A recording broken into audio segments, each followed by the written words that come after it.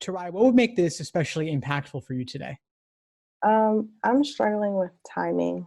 I have a lot of timing issues. Like I can do practice tests untimed and get a good, decent score, but when it comes to timing, I hardly get any right. Okay, well, is timing on all sections or any particular sections in particular? All sections. Okay, okay, sure. So maybe it would be helpful for you if we walk through some timing strategies for each section then. Okay. So on games, what's your approach like with regard to pacing? I try to, well, first off, I'll start by saying I took the Kaplan course, so they taught us to do like 8 minutes, and then 9 minutes, 9 minutes, 9 minutes for the other three games. So I try to do like the first game 8 minutes, and then the other three games 9 minutes. So that like I try to do like 4 minutes to diagram, and then the remaining time for the questions. Okay, well, first off, I'll tell you a little bit of what I think of that approach of theirs. I don't love it. I think it's simple, so it's Hmm. easy to remember, 8, Hmm. 9, 9, 9.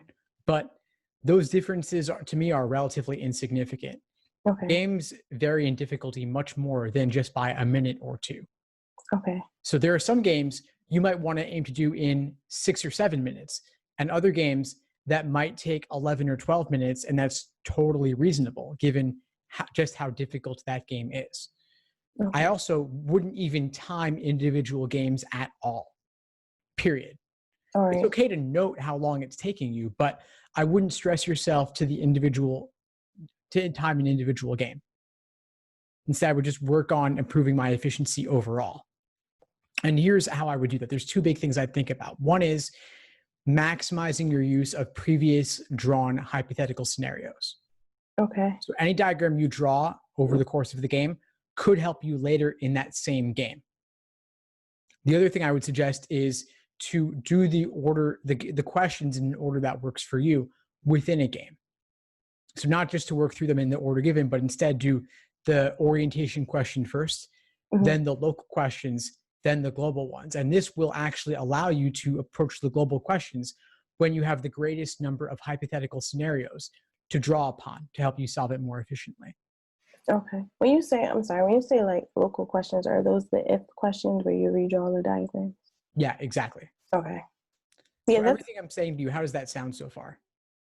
it sounds good. That's actually the order I typically go in. I do the orientation questions, and then I do the if questions and redraw the diagrams, and then I go and do like the must be true question. The must be Fantastic. So then possible the only thing I question. would add then is maybe using the previous work more, or do you feel like you're Okay. using it as much as you can? When you say that, when I think about it, I probably do like redraw every diagram, whereas I probably could look at a previous diagram that I've drawn and make a deduction from that one instead of wasting time redrawing another diagram. Yeah, you might be able to. And even that correct answer to the orientation question is another valid scenario. So like if number one was C, and C is a scenario that you know is in compliance with all the rules, then later if they ask you something about what in general must be true, but you didn't see that happen in your correct answer to the orientation question, then you know it's not a universal must and you can eliminate it. Okay. All right. Sounds good. Any other things we could talk about on games that you think might be helpful for you? Um, no, I don't think so. Um, I kind of wrote a list of things down here on the side. Okay, sure, So, sure. um, I had bought your day by day study plan, and I noticed a slight increase, but I don't know. I think maybe I just need to focus more on question types. Yeah, so that's one of the stages of studying is just familiarizing yourself with all the various question types and being proficient in knowing what they're asking you to do. So you might, starting off, do a bunch of ordering games, then grouping games, then combination games. And then for logical reasoning, obviously there's more than a dozen types of that. So you could do necessary assumption, strengthen, weaken, and so on to drill by type, just to know exactly what they're asking you to do. Yeah. But once you've finished familiarizing yourself, then it's time to move into the next stage, which is individual timed sections to work on your pacing. And that's where the question of timing came in. Yeah, I think that's kind of where I am because taking the course, I know I'm pretty familiar with the question types. It's just, I don't know, it's just timing overall is an issue. With the logical reasoning, I do the time 35-minute sections, but I still have difficulty when it comes to timing versus non-timing. So what do you think, do you have any particular pacing strategy that you use for logical reasoning?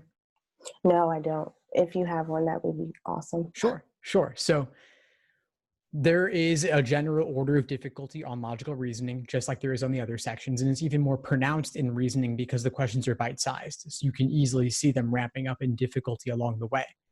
Okay. So one technique that has worked for a lot of my students is to do the easier, earlier questions much more quickly to build up a time bank to apply to the tougher questions later in the section. So Okay. you might aim to do the first 10 questions in 10 to 12 minutes, which is around in a minute per question, maybe slightly more. And then you speed up on those so that you can slow down for the tougher ones later that might actually require closer to 2 minutes per question. And then Okay. along the way, you might flag anywhere from 3 to 5 difficult questions to skip and come back to at the end if you have time. Okay.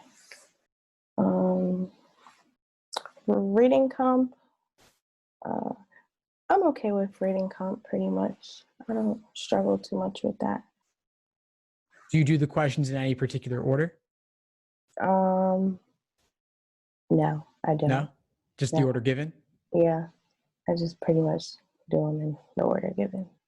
So you might consider changing that up a bit too if timing's an issue. Because again, like on the LSAT, because everything is worth the same, it makes sense to do the easier questions before the harder ones. Okay. And to do easier questions earlier, and at the same time build your understanding of the situation as you go so that you can tackle the toughest questions when you have the most information. So like with games, we save the toughest global questions for last and use all the hypothetical scenarios. In reading comp, we do something similar but opposite. The difference in reading comp is general first, like main idea, primary purpose, and passage organization. Do those first. Then do the detail-oriented questions. Then do the general, more inferential questions that come last, because those are the toughest. But by that point, you've built your understanding of the passage along the way as you solve the questions. So you're in a better position to handle the toughest questions at the end. Okay, that makes sense. Do you get what I mean by inferential and local and main idea and those? Okay. Yep, I understand. Okay, and same thing with regard to pacing too. I wouldn't do 8, 9, 9, 9. Again, they vary in difficulty. So just do what comes naturally. But if it's on a topic that you're pretty comfortable with, try to push yourself a little bit so that you'll save up the time for the toughest passages that you don't really love the topic quite as much. So what are good time intervals? Or you're saying don't do the time intervals at all? Is that not a good approach?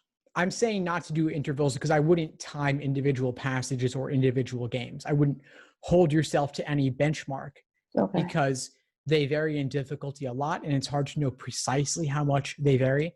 And also because difficulty can be somewhat personal as well, especially in reading comp, where your level of comfort with the topic could vary a lot from someone else's level of comfort. Like if you like humanities and someone else likes science or vice versa, that could impact how you do relative to them.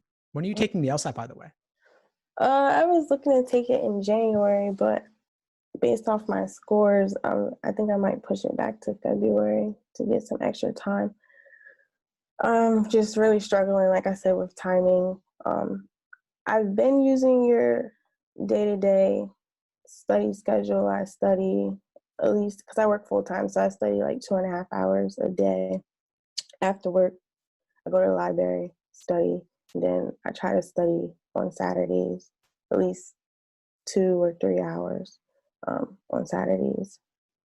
Good. So you're fitting in the time where you can. Yeah. But Are you planning to apply this cycle? I wanted to apply this coming fall. Yeah, well, January or February, you still can. schools are taking scores much later than they used to. So it's possible. It's possible. I'd say January is better than February. Mm-hmm.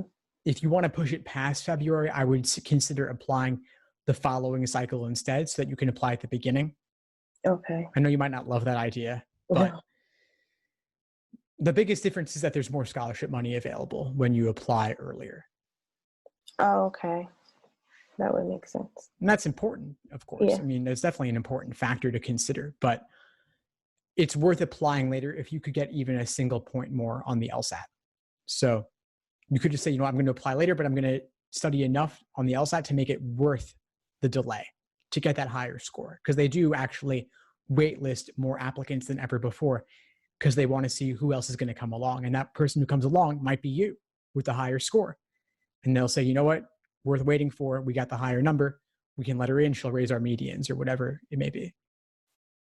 Okay. I do have a question. How do you avoid burnout? Like I don't study on Fridays and I don't study on Sundays, but sometimes I feel like I'm still reaching my saturation point where I'm just getting burnt out. Yeah. It's basically just recognizing whatever your point is, and then over time moderating yourself so that you stop before you hit that wall. And so you said 2-3 hours. That's a reasonable amount of time. I wouldn't say that's too much. Just make sure you're taking breaks. Okay.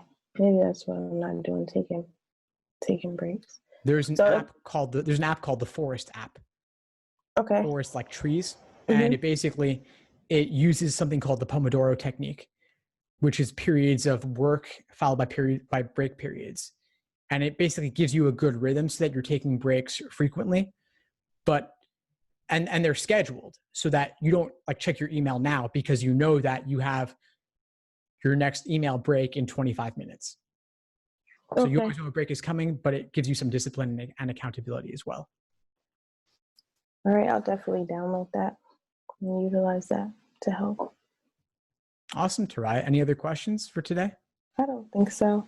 I'm going to check into your premium or supreme class, see which one I can afford, and be honest. Awesome. Yeah, sure. And if you have any questions about either, just let me know. Okay, will do. Well, I'm really glad we connected, and I hope to have you in the course sometime soon. What would you say is the biggest impact you got from our call today? I was just going to say, you taking the time out and breaking down everything for me. The Forest app, like you said, to help me prevent burnout, and then